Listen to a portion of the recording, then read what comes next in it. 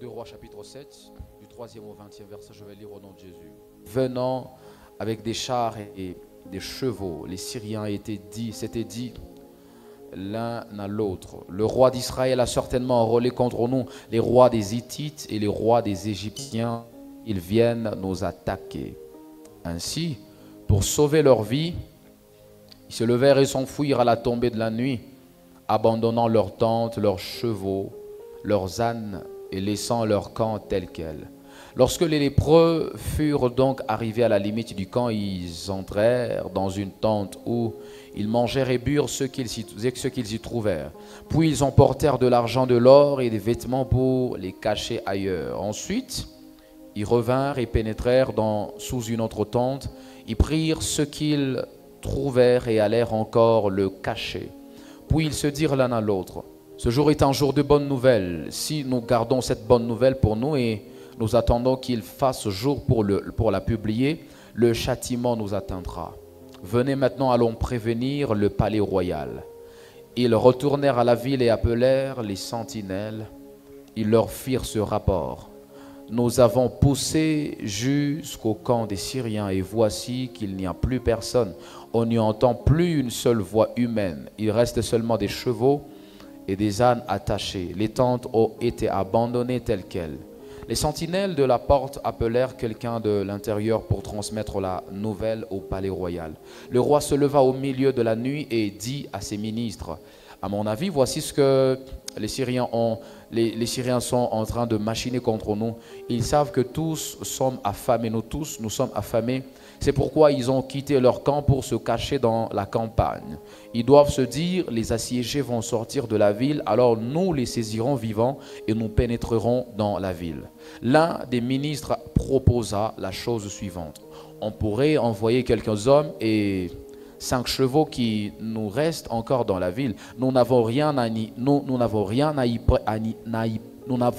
y perdre, car ils connaîtront celui de toute la multitude d'Israël qui est dans la ville et qui va vers sa fin. Envoyons-les donc et nous verrons bien.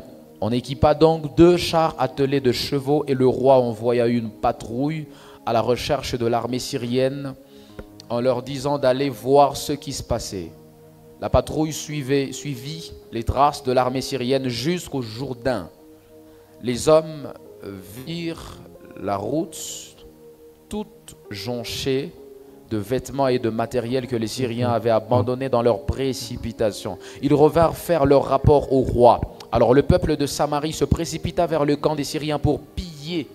C'est ainsi que l'on put acheter 10 kilos de fine farine ou 20 kilos d'orge pour 1 pièce d'argent, comme l'Éternel l'avait dit.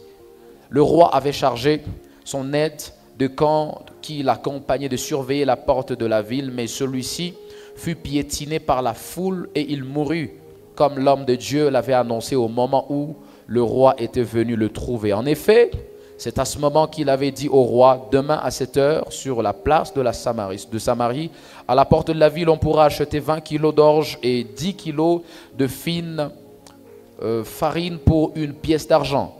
Et l'aide de camp lui avait répliqué: même si l'Éternel perçait de trous dans le ciel, comment pareille chose pourrait-elle se réaliser? À quoi Élisée avait répondu: tu le verras à tes propres yeux, mais tu n'en mangeras pas.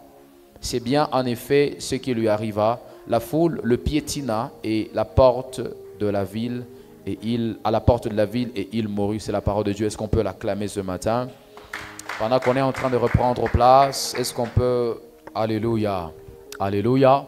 Alors, autant que moi, j'espère que vous êtes contents d'être là ce matin. Alléluia. J'ai l'habitude de vous dire que lorsque Dieu donne le message, il ne le donne pas à plusieurs personnes. Je vais parler tel que Dieu m'a donné le message. Et j'espère que ce message va te bénir. Alléluia. Alors, ce matin, je parle des leçons tirées de la situation des 4 lépreux. C'est ça le thème de mon message de ce matin. Je vais prêcher. C'est une histoire que nous connaissons bien dans la Bible. Et c'est une histoire qui commence avec un fait un peu bizarre, un fait triste en réalité. Parce que c'est une histoire qui commence avec une famine. Lorsque vous lisez la Bible à partir du 6e chapitre de 2 Rois, la Bible est en train de nous parler d'une grande famine. Lorsque vous lisez dans les vingtaines déjà, lorsque vous abordez les vingtaines de versets, de 2 Rois chapitre 6, la Bible commence à nous dire qu'il y eut une grande famine en Samarie. Déjà une histoire qui commence aussi de manière si triste. Il y a une grande famine. Vous savez, ce n'était pas une grande famine vraiment comme je suis en train de le dire, ou peut-être comme vous le comprenez ce matin. C'était une très grande famine à tel point que, frères et sœurs, les gens sont arrivés à commencer à manger leurs propres enfants.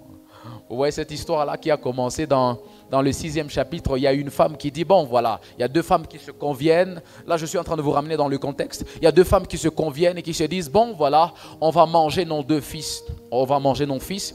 Alors, l'une dit, on va manger d'abord le mien aujourd'hui, et l'autre dit, on va manger le mien demain. C'est une convention qu'elles font, ces femmes-là. Et bizarrement, lorsqu'on mange le fils de la première femme, la deuxième, quand elle voit ça, le deuxième jour, on devait manger aussi son fils, elle rétracte le contrat. Elle rentre sur sa décision, elle dit, non, on ne va plus manger mon fils. C'est là que le problème commence, au fait. Le problème va jusqu'à saisir le roi de l'époque, parce que la femme qui devait revendiquer son droit, la femme dont on venait de manger l'enfant le jour passé, est allée se plaindre devant le roi. Elle a dit, mais roi, nous on a pris une convention avec cette femme ici qu'on devait manger nos fils. On a mangé mon fils hier. Maintenant, aujourd'hui, lorsqu'on est en train de chercher à manger son fils, elle refuse qu'on mange son fils. Alors qu'elle a mangé sur mon fils aussi hier.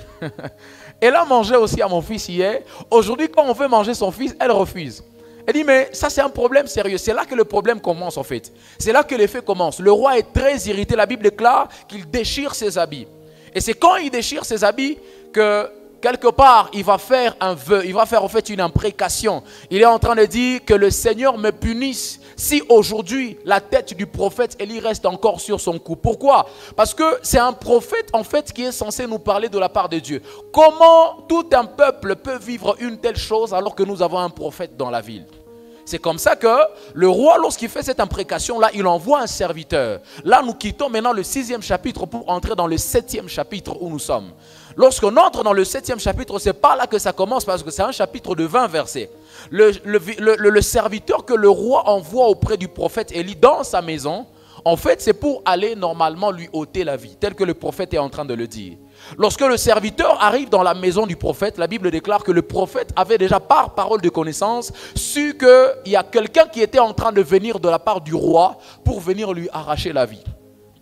C'est comme ça que lorsque le visiteur, l'envoyé du roi arrive dans la maison, le prophète Élie donne une prophétie.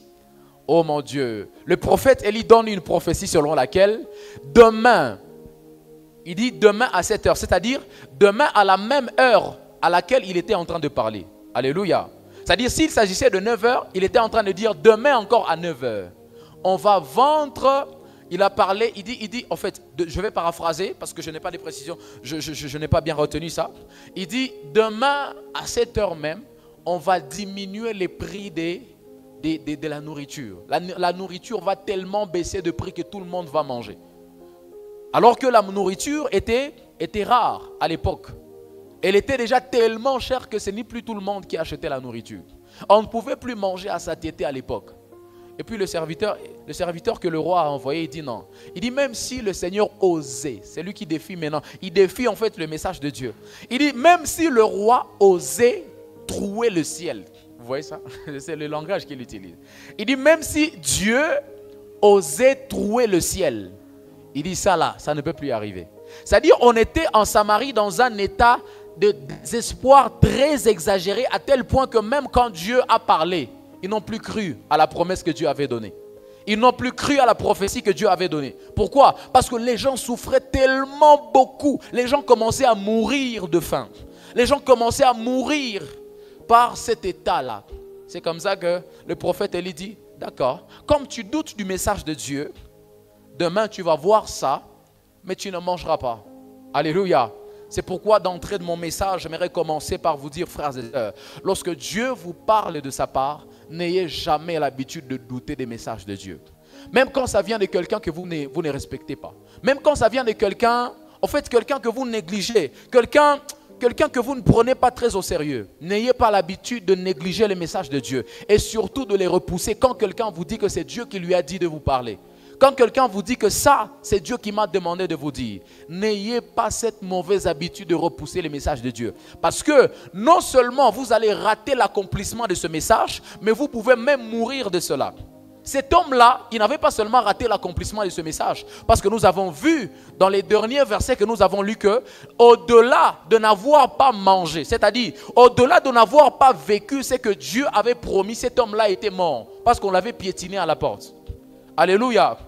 Et donc l'incrédulité, frères et sœurs, au message de Dieu tue. Alléluia. L'incrédulité au message de Dieu tue. Et j'aimerais commencer déjà avec les leçons parce que je viens de vous donner, frères et sœurs, le contexte dans lequel nous sommes. C'est dans ce contexte-là que nous sommes où maintenant le peuple d'Israël doit aller en Samarie comme nous l'avons expliqué, en Syrie plutôt, dans le camp des Syriens. Et lorsqu'ils sont en train d'aller dans le camp des Syriens, la Bible déclare que il y a quelque chose qui s'est passé parce qu'il y a 4 lépreux qui étaient à la porte. Normalement, les 4 lépreux étaient à la porte pour la simple bonne raison que la lèpre était une maladie contagieuse. Comme aujourd'hui, la lèpre est une maladie contagieuse et on ne voulait pas que ceux qui ont la lèpre puissent vivre avec les autres. C'est tout comme aujourd'hui. Ceux qui ont la lèpre, on les met en quarantaine. Nous tous, on sait qu'ils sont de l'autre côté à Bukaka. Nous tous, on sait qu'ils sont de l'autre côté. Pourquoi? Parce que c'est une maladie qui se transperce. C'est une maladie c'est une maladie contagieuse. C'est une maladie qui se transfère, comme je peux le dire.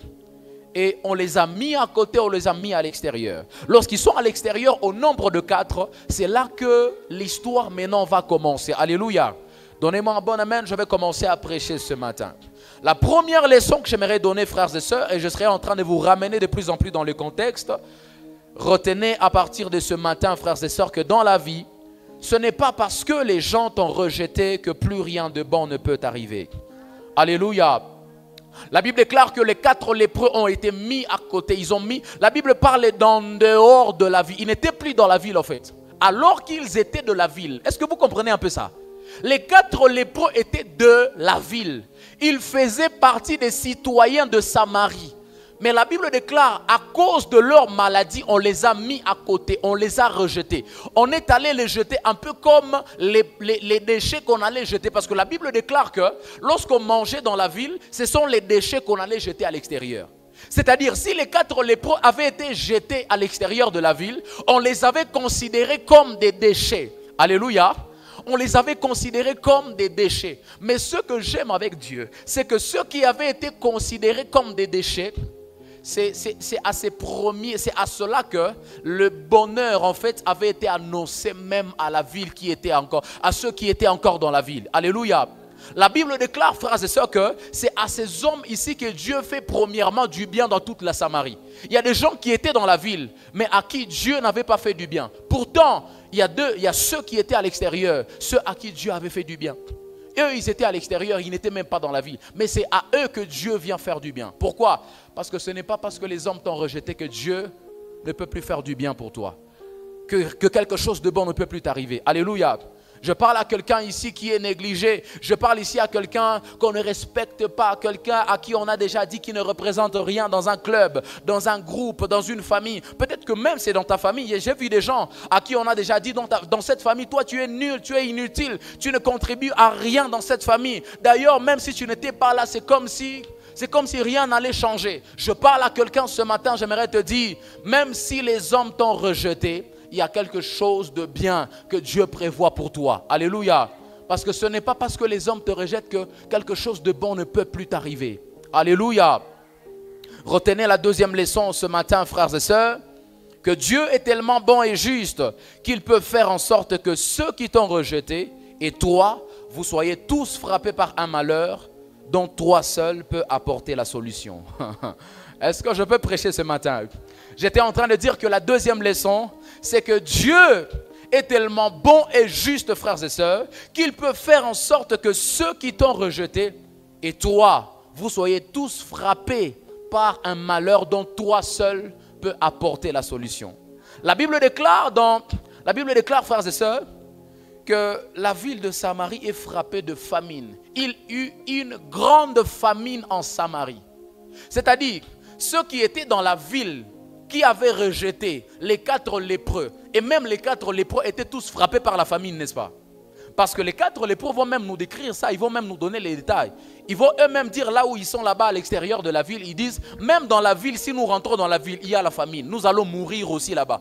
Ils sont en train de nous dire que ici, là où nous sommes, il y a la mort. Ils disent même dans la ville, si nous rentrons même dans la ville là-bas, ça ne sert à rien parce que même dans la ville, il y a la mort. Alléluia.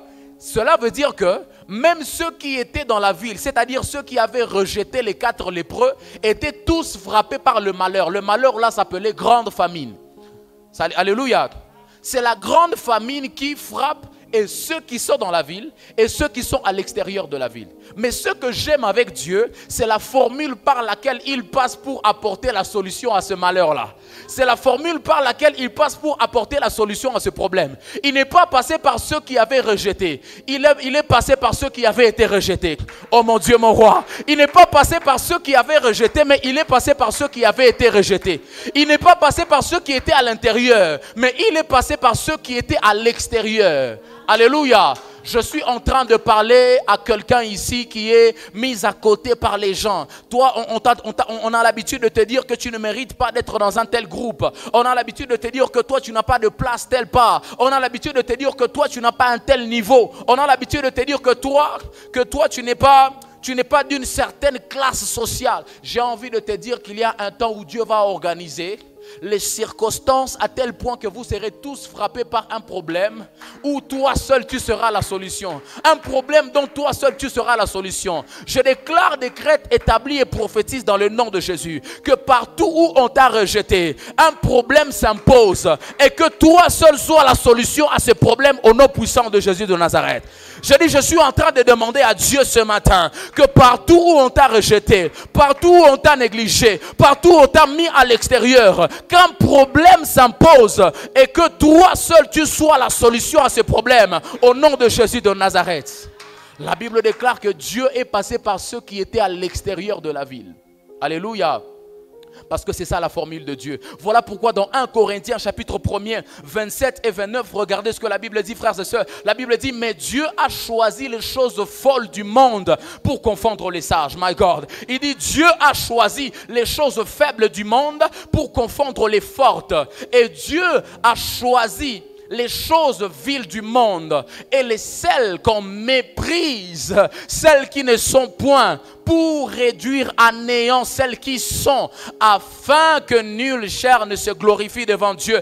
J'aimerais demander à Dieu ce matin que partout où on t'a négligé, le Seigneur t'impose par une solution à un problème au nom de Jésus.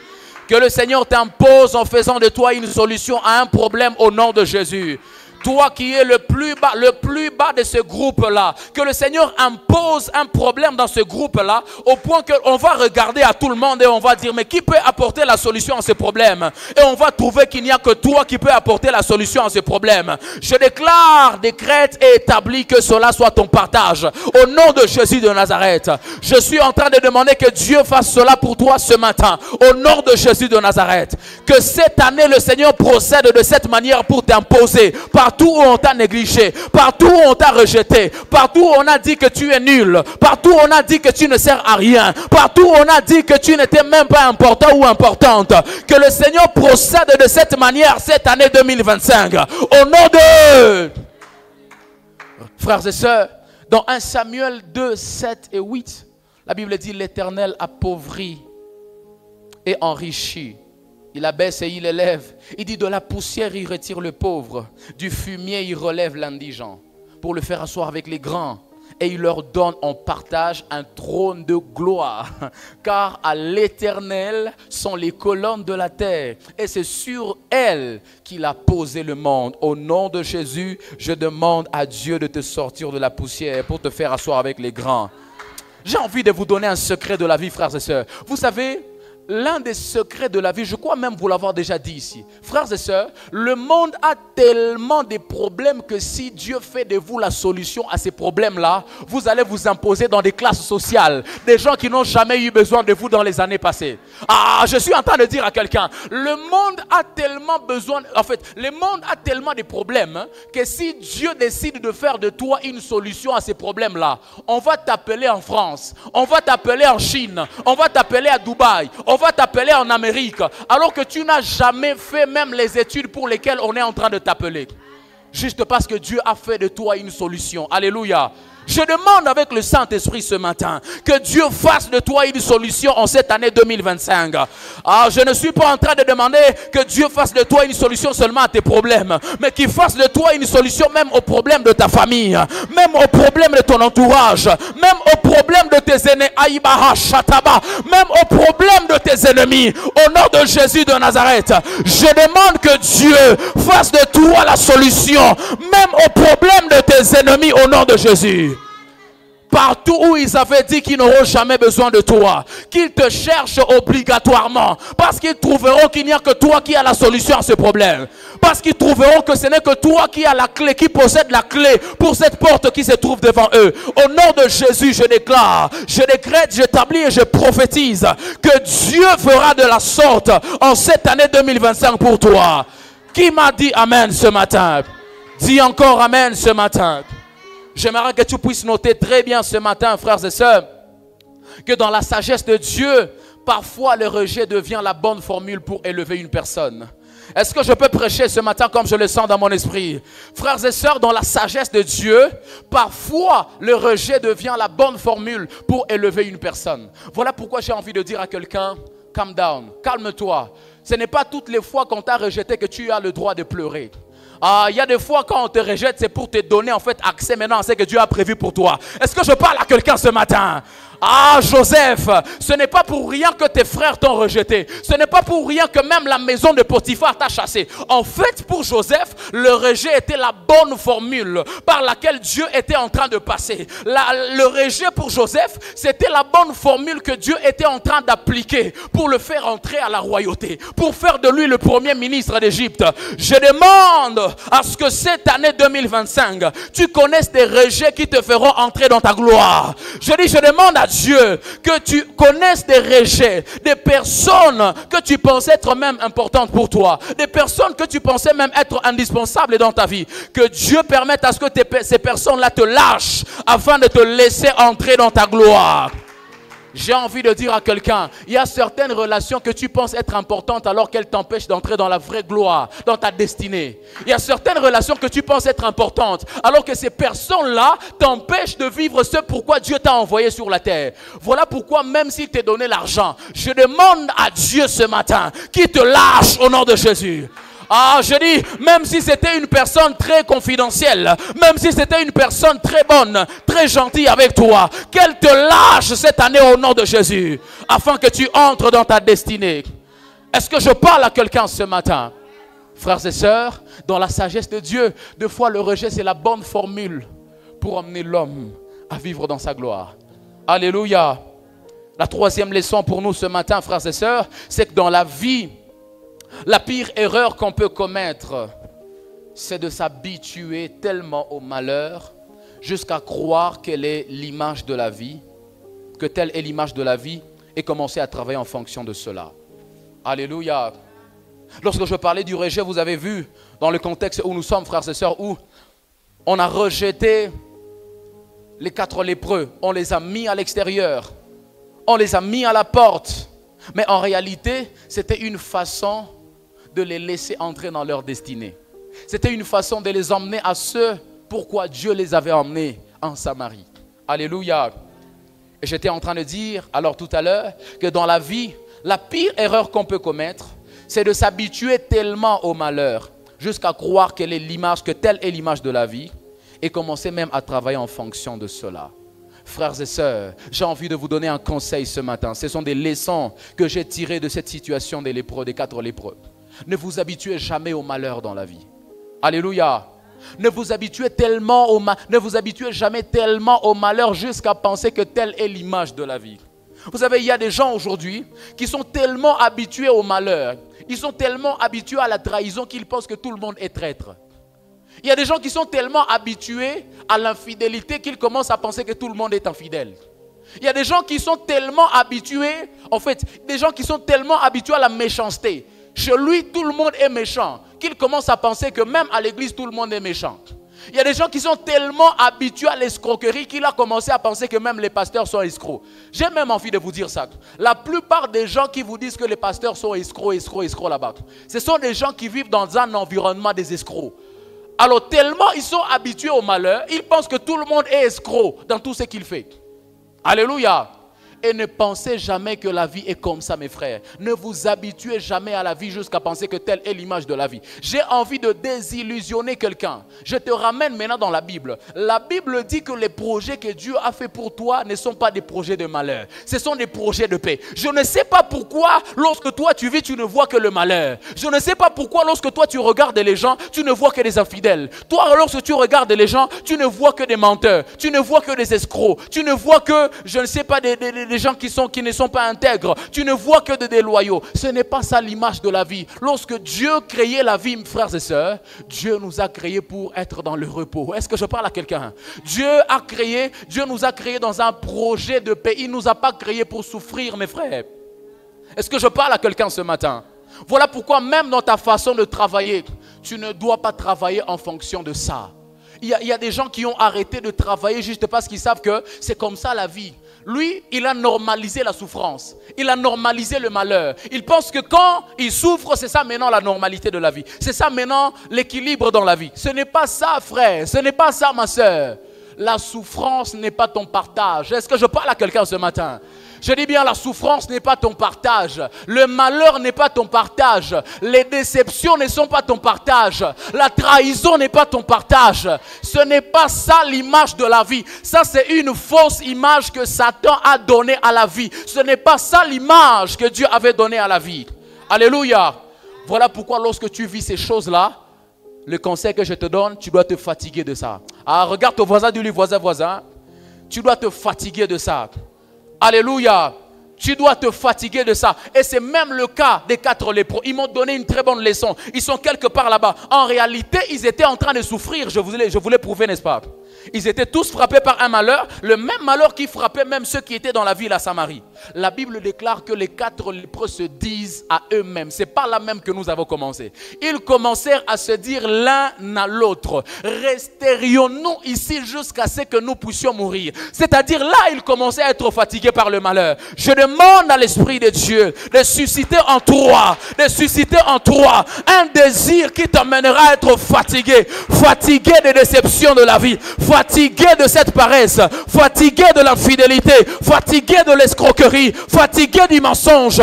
Que le Seigneur suscite cela en toi. Alors qu'il est écrit que c'est lui qui produit en nous le vouloir et le faire. Que le Seigneur produit cela en toi. Frères et sœurs, dans la vie, l'un des secrets pour vivre le bonheur, c'est de se fatiguer du malheur. Est-ce que je parle à quelqu'un ce matin? Non, mais donne-moi un bon amen, s'il te plaît. J'ai dit le secret pour vivre le bonheur dans la vie, c'est de se fatiguer du malheur. Tant que tu n'es pas fatigué du malheur, tu n'entreras pas dans ton bonheur. Tant que tu n'es pas fatigué de la fidélité, tu n'entreras pas, tu ne connaîtras pas des personnes fidèles. Tant que tu n'es pas fatigué de l'escroquerie, tu ne sortiras pas de cela. Alléluia. Voilà pourquoi, pour certains qui échouaient beaucoup à l'école, ils savent, le jour où ils ont commencé à réussir, c'est le jour où ils ont dit, je suis fatigué de ça. Je me décide de commencer à réussir. Ce n'est pas l'intelligence qui lui manquait, mais c'est quelque chose qui lui manquait. C'est ce qu'on appelle le désir, le vouloir. En fait, il lui manquait juste les sentiments-là, cette fatigue-là. En fait, il lui manquait juste ce sentiment-là qui le pousse à être fatigué, à se révolter de cette situation-là. Alléluia. Et j'aimerais que le Seigneur te révolutionne ce matin. Que le Seigneur te révolutionne ce matin. Que tu ne regardes pas la crise financière comme si c'était ça la normalité de la vie. Que tu ne regardes pas le fait que tu manques des habits comme si c'était ça l'équilibre dans la vie. Ça, ce n'est pas normal pour un enfant de Dieu. Lorsque tu vis cela, tu dois te lever en prière et dire, Seigneur, s'il y a une leçon à m'apprendre, fais un peu vite pour que le cours avance plus vite et que je passe par ceci. Seigneur, si c'est un malheur, je me lève au nom de Jésus et j'ordonne à ce que ce malheur s'arrête au nom de Jésus de Nazareth. Est-ce que quelqu'un peut me donner un bon amen ce matin? Ils se sont dit, nous sommes fatigués de ça. Ils ont dit, est-ce que nous devons rentrer dans la vie? Ils ont dit, même dans la vie il y a la mort. Il dit, est-ce que nous devons rester ici? Il dit, même si nous restons ici, nous allons toujours mourir. Voilà pourquoi ils ont pris la décision de dire, allons quand même nous jeter dans le camp des Philistins. Et heureusement, est-ce que je peux prêcher ce matin? Heureusement que c'est dans le camp des Philistins qu'ils ont trouvé leur bonheur. Qu'est-ce qui les a emmenés à ce bonheur-là? C'est le fait de se fatiguer de là où ils étaient. Ils ont dit, nous sommes fatigués de cette famine. Vaut mieux même mourir que de continuer à souffrir comme ça de cette famine. Ils disent, vaut mieux aller mourir en cherchant que de mourir en ne cherchant pas. Est-ce que je peux parler ce matin? Ils ont dit, vaut mieux mourir en cherchant que de mourir en ne cherchant pas. Voilà pourquoi j'aimerais dire à quelqu'un, pour toi qui es encore assis et qui continue à dire, le Seigneur ouvrira des portes. Le Seigneur n'ouvre pas des portes pour des gens qui sont assis. Le Seigneur ouvre des portes pour des gens qui prennent des risques dans la vie. Est-ce que je parle à quelqu'un ce matin? Peu importe le risque de quelque chose, de la situation qui est devant toi, va chercher. Alléluia. La Bible a dit, ne peut avoir que celui qui a demandé, ne peut recevoir que celui qui a demandé, ne peut trouver que celui qui a cherché. On ne peut ouvrir la porte qu'à celui qui a frappé, frères et sœurs. Peu importe combien de fois tu vas frapper, on ne t'a pas encore répondu, continue quand même à frapper. C'est ça le secret de la vie, frères et sœurs. Est-ce que je parle à quelqu'un ce matin? Le Seigneur doit t'emmener à ce niveau-là où tu te fatigues de ça et tu dis... que de mourir comme ça en ne cherchant pas, vaut mieux aller chercher. Au moins on apprendra que j'étais mort en Osaïr. Au moins on apprendra que j'étais mort en train de chercher. Au moins on apprendra que j'étais mort en train de tenter, en train d'essayer. Au moins je meurs sur le champ de travail que de mourir dans mon lit. Alléluia. Que le Seigneur t'accorde cette grâce ce matin. Tu dois te fatiguer de cette situation-là. Tu dois te fatiguer de souffrir. Tu dois te fatiguer de la souffrance. Il y a plusieurs prédicateurs qui ont commencé même à faire croire aux gens que la souffrance, ils ont commencé à normaliser la souffrance pour dire la souffrance c'est des fois une école de Dieu. Si c'était une école, si c'était une école de Dieu, on est d'accord parce que même le peuple d'Israël est passé par le désert. Mais attention, le peuple d'Israël n'a pas demeuré dans le désert. Est-ce que je parle à quelqu'un ce matin? Si c'est une école de Dieu, montrez-moi une seule école qui ne finit pas. Montrez-moi un seul cours qui ne finit pas même à l'école. Les cours ont toujours des pondérations. Les cours ont toujours des temps pendant lesquels on doit les dispenser. Si c'est un cours de 48 heures, c'est un cours de 48 heures. Seigneur, si c'était un cours de 48 heures, je demande que ces 48 heures finissent le plus tôt possible et que j'entre dans ma saison au nom de Jésus de Nazareth. Parce que chaque cours a une pondération. Il y a toujours un temps déterminé pour chaque cours. Même si c'était une leçon de Dieu. Même si je peux être d'accord avec ces prédicateurs que c'est une école de Dieu. Mais il n'y a jamais des études qui ne finissent jamais. Il y a toujours quelque part où on dit qu'il est devenu docteur à thèse. Et puis il commence seulement à publier des livres. Il commence seulement à manger l'argent. On commence à l'inviter pour aller enseigner. Pour aller donner des conférences. Voilà, frères et sœurs, ce qu'on appelle leçon de Dieu. Les prédicateurs qui vous font croire que la souffrance, c'est une école. C'est quelle école qui ne finit jamais? Tu dois te fatiguer de ça. Ah, est-ce que quelqu'un peut dire avec moi? Ah! Est-ce que quelqu'un peut être révolutionné ce matin? Alléluia! Est-ce que je peux prêcher ce matin?